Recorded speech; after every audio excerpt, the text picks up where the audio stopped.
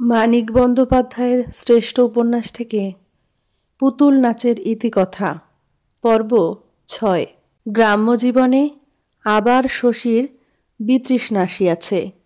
মাঝখানে কিছুদিন সে যেন এখানে বাস করিয়াছিল অন্যমনস্কের মতো।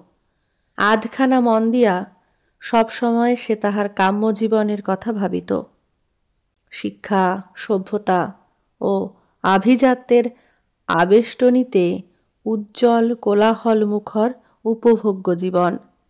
এখানকার মশকদষ্ট মৃত্তিকালীন জীবন এই সান্ত্বনার জন্য শশীর সহ্য হইয়া আসিয়াছিল।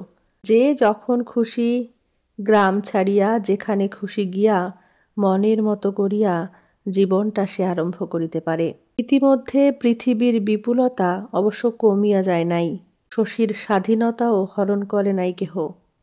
তবু শশীর মনে হয় চিরকালের জন্য সে মার্কা মারা গ্রাম্য ডাক্তার হইয়া গিয়াছে। এই গ্রাম ছাড়িয়া কোথাও যাইবার শক্তি নাই।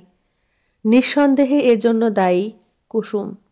শশীর কল্পনার উৎস সে যেন চিরতরে রুদ্ধ করিয়া দিয়াছে।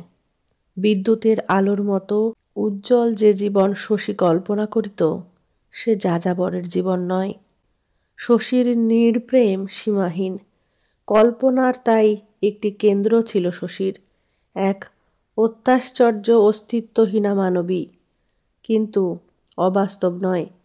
শশীর ভাবুকতা উদ্ভ্রান্ত হইতে জানে না।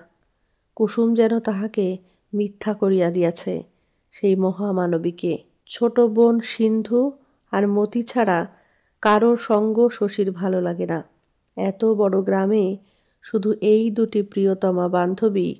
নিচে সিন্ধু পুতুল খেলা করে, খাটে বসিয়া শশী অস্বাভাবিক মনোযোগের সঙ্গে সে খেলা চাহিয়া দেখে। খুকি, বড় হয়ে তুই কি করবি? পুতুল খেলব।